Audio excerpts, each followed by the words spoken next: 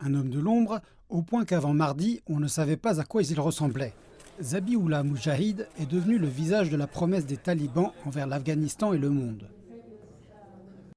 Nous avons une obligation de respecter les droits des femmes qui sont accordés par la charia. Nos sœurs et nos mères se verront accorder tous les droits que Dieu leur a donnés. Les femmes font partie de la société.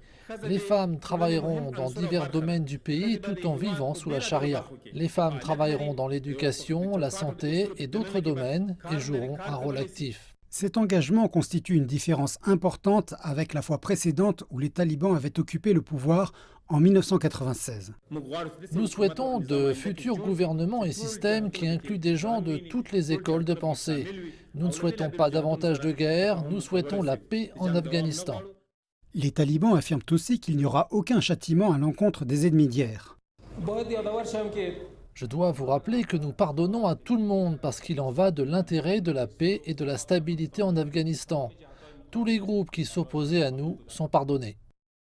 Les talibans ont aussi déclaré une amnistie totale pour les Afghans et ont appelé les femmes à rejoindre le gouvernement. Pour certains Afghans qui ont déjà vécu sous les talibans, tout cela ne reste que des promesses. D'après mon expérience, je n'ai aucune confiance dans les talibans. Vous comprenez, ils ont des paroles qui sont très jolies parce que c'est un nouveau départ. S'ils sont très bons, s'ils sont des personnes aussi douces, pourquoi les gens en Afghanistan souhaitent-ils s'enfuir? Nous avons eu l'expérience des talibans, nous les connaissons. Je pense qu'ils ne décrivent pas la réalité et que les faits parlent d'eux-mêmes.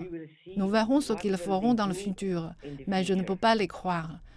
Les gens en Afghanistan ne les croiront jamais. Les Afghanes sont particulièrement préoccupés au sujet des droits que les talibans leur accorderont.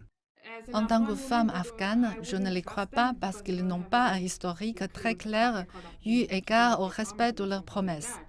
S'ils étaient si disposés à l'égard des droits des femmes, ils n'empêcheraient pas les filles d'Hérat d'accéder à l'université.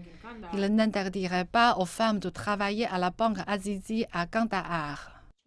En surface, des progrès sont accomplis, tel que ce responsable taliban qui a accordé une interview à une journaliste afghane.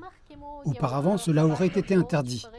De nombreux gouvernements et organisations comme les Nations Unies adoptent une attitude plus attentiste. Nous devrons voir ce qui se produira effectivement et voir quelles seront les actions sur le terrain en termes de promesses tenues.